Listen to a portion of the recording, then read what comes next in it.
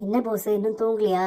இந்த ஏர் கூலரை போட்டுட்டு நல்லா தூங்குப்பா. ரொம்ப தேங்க்ஸ்மா. ஏய் காவியா, என்ன பண்ற? பார்த்தா தெரியல, நீங்க கொண்டு வந்த ஏர் கூலர் தலைகாணி எல்லாத்தையும் என் ரூமுக்கு எடுத்துட்டு போறேன். அவன் தப்பு பண்ணிருக்கான்றதுக்காக அவனுக்கு தண்டனை கொடுத்து நான் இங்க அவனை படுக்க சொன்னா, நீங்க என்னடானா ஏர் கூலர் வச்சுக்கோ தலைகாணி வச்சுக்கோன்னு நல்லா சொகுசா தூங்க வைக்கலான்னு வந்தீங்களா?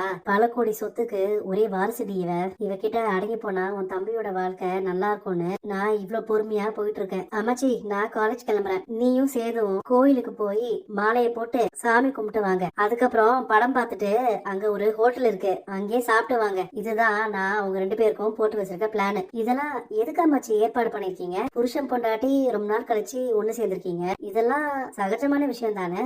நாங்க ஒண்ணு சேர்ந்துட்டோம்னு உங்களுக்கு யார் சொன்னது? அம்மா, கண்ணாடி திருப்பினா இப்படிமா ஆட்டோ ஓடும்? அண்ணன், கோவில்ல பரிகாரம் பண்ணிட்டா பிரிஞ்சிருந்த 2 மனசும் ஒன்னா சேர்ந்துரும், 2 பேரும் ஒன்னா வாழ்ந்துருவாங்களாம். இந்த ஊர் உலகத்துல கோர்ட்டே தேவைப்படாதே, நம்ம ஊர்ல விவாகரத்து வழக்கே நடக்காதே. அப்புறம் நேத்து நடந்ததெல்லாம் ஏதோ ஒரு சம்பிரதாயம், நீங்க என்ன அதுல கலந்துக்க சொன்னீங்க, பெரியவங்க எல்லாரும் சொல்றீங்களேன்னு நானும் அதுல கலந்துக்கிட்டேன். மத்தபடி அது எதுவும் என் மனசுல எந்த விதமான மாற்றத்தை ஏற்படுத்தல. எனக்கு காலேஜ்க்கு நேரமாச்சு, நான் கிளம்புறேன். மாமா, நீங்க வாய் விட்டு மன்னிச்சிருன்னு சொன்னதுக்கு அப்புறமா எங்க அக்கா உங்களை மன்னிக்கல. அவ ரொம்ப ஓவரா தான் பண்ணிட்டு இருக்கா. தப்பு என் மேலதான் இருக்கு. நான் பேசின பேச்சு அப்படிதானே. நான் மன்னிப்பு கேட்டதும் அவ மன்னிச்சிடணும்னு எதிர்பார்த்துட்டு என்னை விட கல் நெஞ்சக்கார இந்த உலகத்துல யாருமே இருக்க முடியாது. தம்பி, இந்தாப்பா இளநீ குடி. தம்பி, முதலாளி வந்துட்டாரு, சீக்கிரம் இந்த மண்ணை எடுத்து என் மேல தடவுங்க, இத கால்ல ஊத்துங்க. என்ன மாப்பிள்ள இது காயமா இருக்கு? தெரியாம கால்ல இடிச்சிட்டேன் மாமா, இவ்வளவு ரத்தம் வருதே மாப்பிள்ள. நீங்க வேலையெல்லாம் எதுவும் பார்க்க வேண்டாம், ரெஸ்ட் எடுங்க மாப்பிள்ள. இல்ல மாமா,